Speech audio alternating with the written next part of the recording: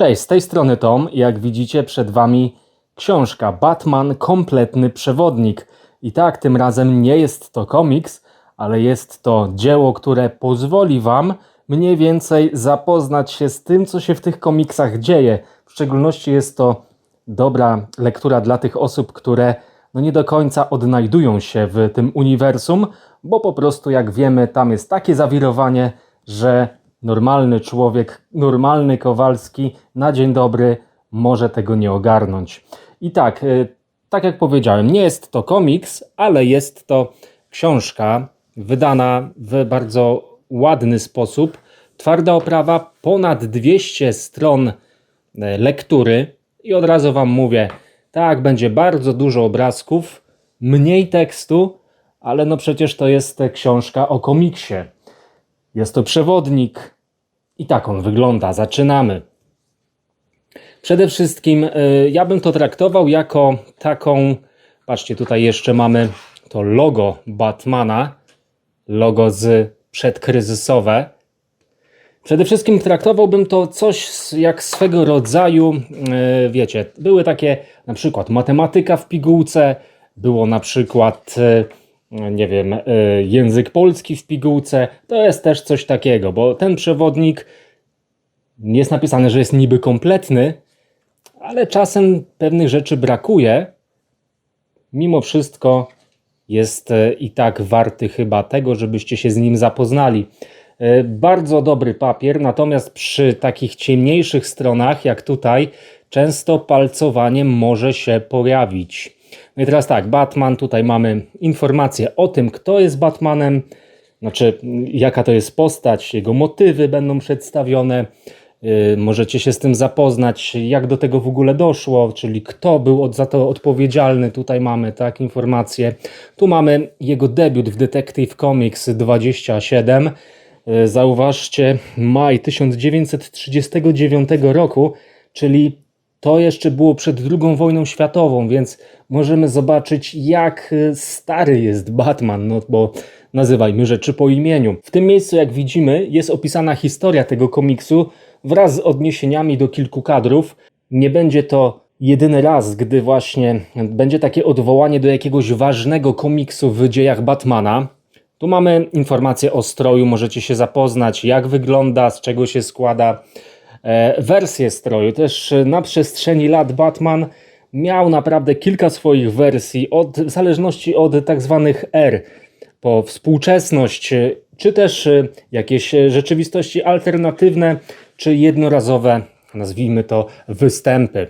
Pas Batmana. Tutaj jest opowieść o tym, co zawiera właśnie uzbrojenie między innymi, no i batarangi, czyli podstawowa sprawa, jeżeli chodzi o broń Batmana, bo jak wiemy, Batman nie używa broni, taką zrobił sobie zasadę.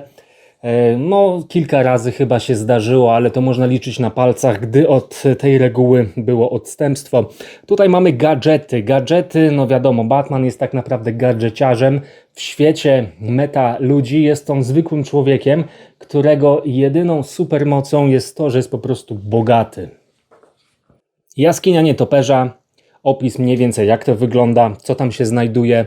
Między innymi ciekawostka odnośnie tego, że są różnego swego rodzaju trofea, które Batman kolekcjonuje po, powiedzmy, swoich przygodach. Mamy tutaj Batmobil i to, jak zmieniał się na przestrzeni lat i er. Kolejne środki transportu, to najbardziej mnie ciekawi. Śmigłopesz. Idziemy dalej. Geneza. No po przedstawieniu tego, kim jest Batman, jakie ma sprzęty i tak dalej, kto go w ogóle stworzył, narysował i opracował scenariusz, mamy tutaj genezę, czyli to, dlaczego on stał się tym Batmanem, co tak naprawdę na niego wpłynęło, no bo w sumie to nie jest normalna rzecz, że facet biega w nocy w przebraniu i tropi złoczyńców, narażając swoje życie. Nierzadko. Mamy opis jego postaci, opis tego, jak pod względem psychicznym to wychodzi, jak wychodzi to pod względem fizycznym, jakich broni używa, jak się odżywia, jego atrybuty. To wszystko tutaj mamy. Mamy też jego cytaty, czyli tak zwane jakieś złote myśli, które no warte są tego, żeby je skonfrontować. Wielkie ucieczki też mamy właśnie w tym komiksie. No niestety, tak będziecie musieli to zobaczyć. Mamy często takie... O Jezus, prawie bym porwał stronę. Mamy takie kadry, które są właśnie kadrami, czy to z komiksu, czy to z okładek. Świetnie się prezentują. Szkoda, że nie można tego zamienić w jakieś plakaty. Mamy tu też życie prywatne Bruce'a Wayne'a. Jak mniej więcej wygląda, można o tym przeczytać. Posiadłość Wayne'ów, jak wygląda, jaka jest historia. Dalej, Wayne Enterprises, również omówienie krótkie tej firmy wielkiej Bruce'a Wayne'a. Miasto Batmana. Tutaj mamy przede wszystkim, to bardzo jest warte zapoznania się, a mianowicie mapka Gotham City, czyli miasta Gotham. Z takich najważniejszych punktów, tutaj jest posiadłość Wayne'ów, tutaj jest Blackgate, gdzieś tutaj jest Arkham Asylum, chyba pod 15, tak? Także warto to sobie zobaczyć. No nierzadko można takie smaczki znaleźć. Mamy też rozkład Robinów, kto nim był, w jakiej erze, dlaczego i tak dalej. Alfred Pennyworth, czyli prawa ręka naszego Bruce'a. Komisarz Gordon, również sojusznik, który nieraz współpracował z Batmanem, Batman z nim. Dalej, Wydział Policji w Gotham, jak to mniej więcej wygląda, jakie są struktury, jaka jest historia, dlaczego wygląda tak, a nie inaczej. No i wszędzie oczywiście jest jakaś patologia. Przyjaciele i sojusznicy, mamy tutaj pełen opis. Szczerze mówiąc, nie wszystkie postacie znałem. Liga Sprawiedliwości. Również tutaj Liga Sprawiedliwości. Czyli grupa Batmana. Jak to wyglądało, tutaj też mała historia, ale to już można sobie samemu doczytać. Dalej, gracze zespołowi, czyli poza ligą, też Batman Incorporated, Outsiders, Gildia Śledcza.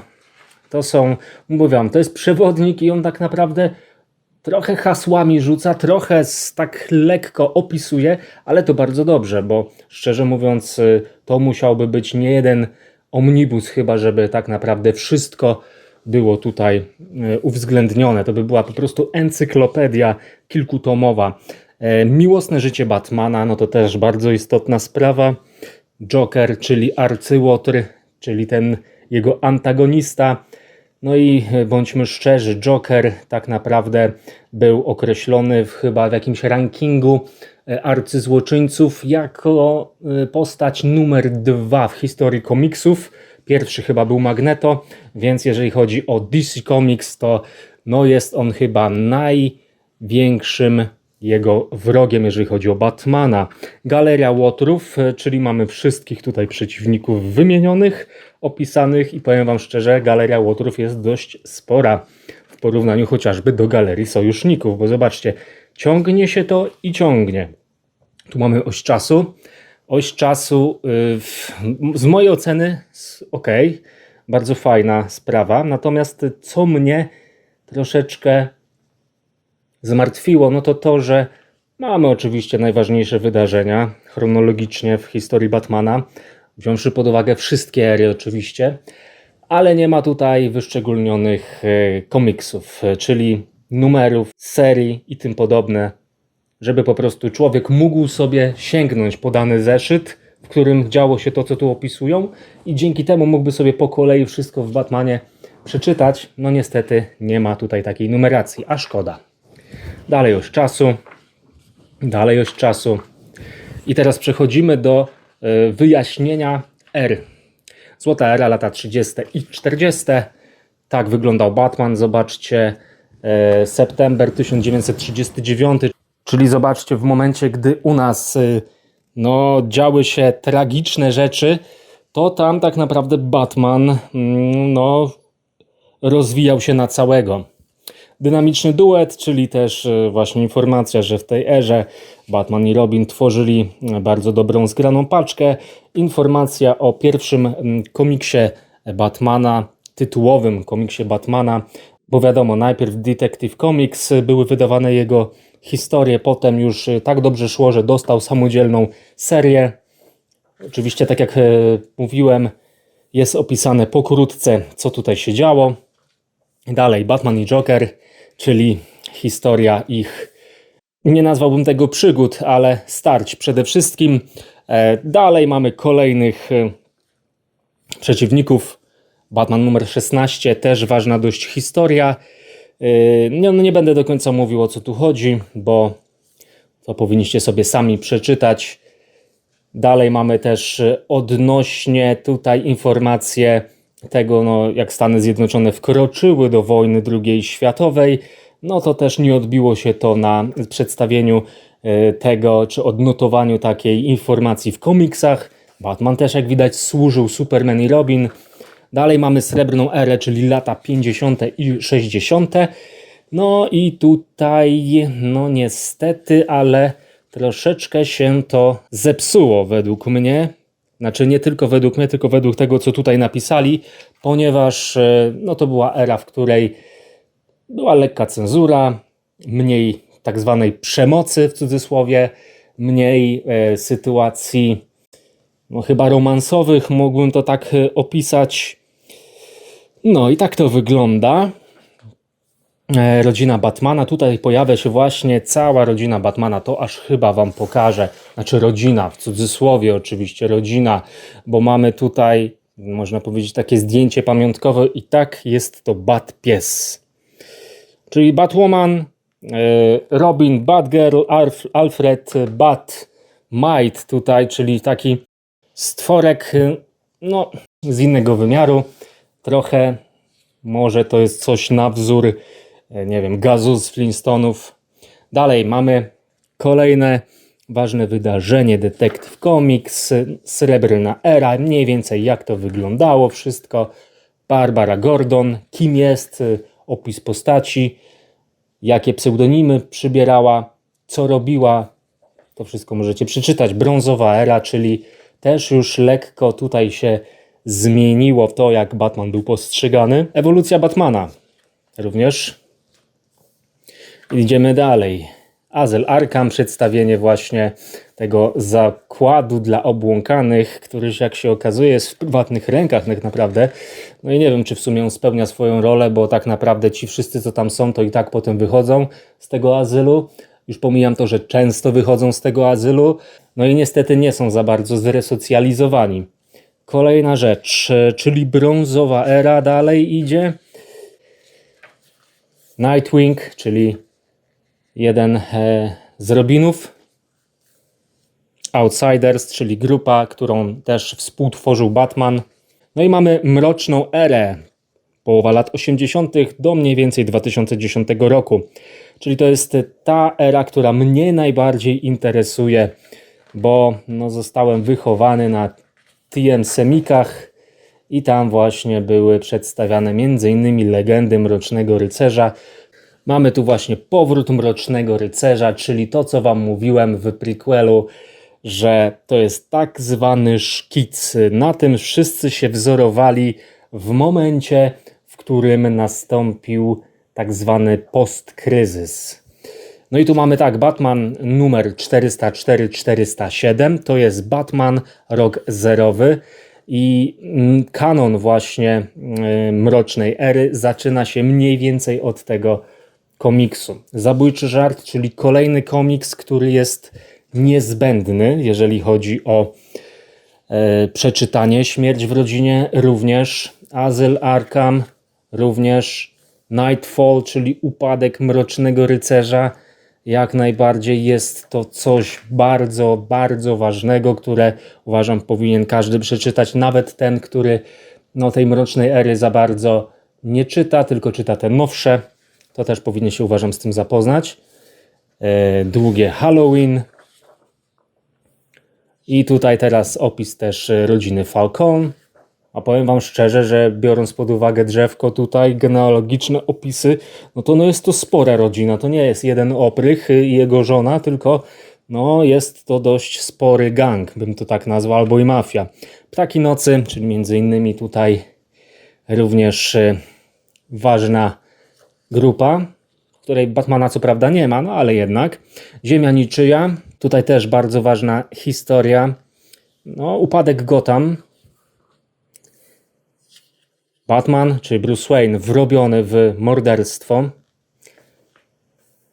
I hasz, kryzys tożsamości. Dalej pod maską Red Hooda nieskończony kryzys. Batman i Superman. Batwoman. Twarzą w twarz. W zasadzie już Batman i syn. W zasadzie to tak naprawdę wam tylko przerzucę wam, co tutaj zostało, bo tutaj nie ma co opowiadać, nie ma co się nad tym rozwodzić, bo moglibyśmy naprawdę dużo czasu spędzić nad tym, jak to wszystko wyglądało. I teraz mamy współczesną erę od roku 2010 i później. W wielkim skrócie był Flashpoint, czyli można powiedzieć taki lekki reset, albo może i nawet reset świata. Jak to wszystko przebiegało. I jak był reset, to DC Comics Batman zaczął wydawać się od numeru 1. O ile się nie mylę, DC Comics chyba również. Tak, potem jak to dalej szło, rok zerowy, pamiętacie, tam był rok pierwszy po tak zwanym restarcie na mroczną erę, tutaj był rok zerowy, czyli ciekawe, czyli to już chyba nie będzie więcej restartów, bo chyba nie zrobią roku -1, prawda?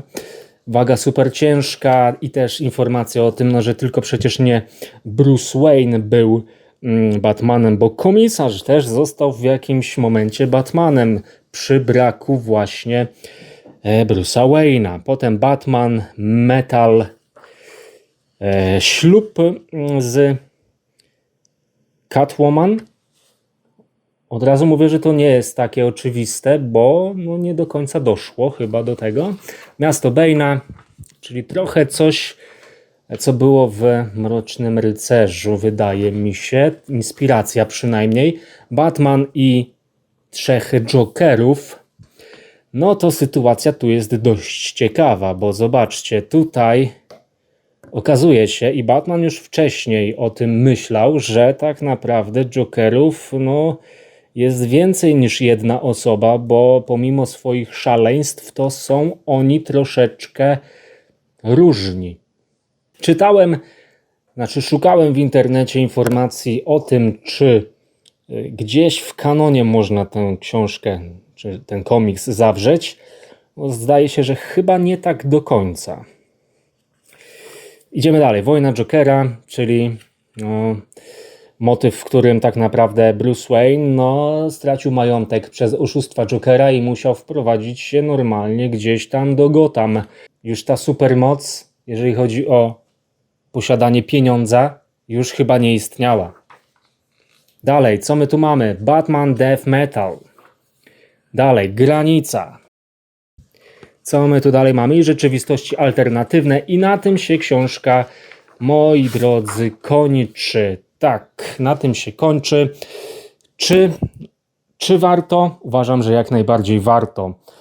Każdy powinien mieć tę książkę, czy to jest fanem od dłuższego czasu, czy to dopiero będzie w ten świat wchodził, ponieważ są tu informacje, które nakierują nas na dość trudne historie, bo wiadomo, te resety, te ery nowe i tak dalej, z jednej strony mają coś ze sobą wspólnego, z drugiej strony nie mają, więc można się w tym łatwo pogubić, a tutaj jak najbardziej możemy mniej więcej uporządkować swoją wiedzę. Także dzięki za oglądanie, dajcie znać, co o tym sądzicie, i do następnego filmu. Cześć!